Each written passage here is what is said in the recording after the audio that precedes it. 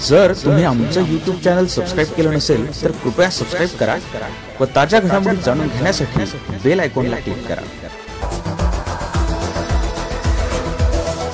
साक्री तालुक्यातील दातर्तीच्या सरपंच उपसरपंचाचा अपघाती मृत्यू नसून तो घातपात आहे। अवैध वाळू वाहतुकीबाबत प्रशासनाला माहिती असूनही कारवाई केली जात नाही असा आरोप करत कारवाईच्या मागणीसाठी आज ग्रामस्थांनी रास्ता रोको आंदोलन केले।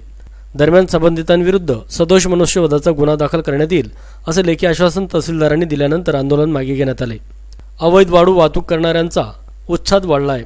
दातर्ती येथील सरपंच सदाशिव बागोल आणि उपसरपंच गणेश सूर्यवंशी यांच्या दुचाकीला वाळू वाहतूक करणाऱ्या अज्ञात वाहनाने काल दिनांक 26 रोजी रात्री धडक दिली होती।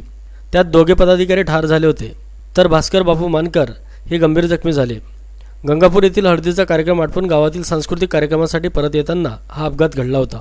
दरम्यान त्यामुळे दातर्ती ग्रामस्थांसह साक्री शहरातील नागरिक आणि विविध राजकीय पक्षाच्या पदाधिकाऱ्यांनी साक्री ग्रामीण रुग्णालयात गर्दी करत प्रशासनाच्या विरोधात तीव्र असंतोष प्रकट केला।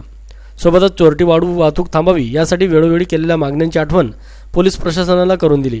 महसूल प्रशासनातील अधिकारी जोपर्यंत आंदोलनस्थळी येऊन संबंधित गुन्हेगारांना पकडून कडक कारवाई करीत नाही तोपर्यंत येथून हलणार नाही अशी भूमिका घेतली।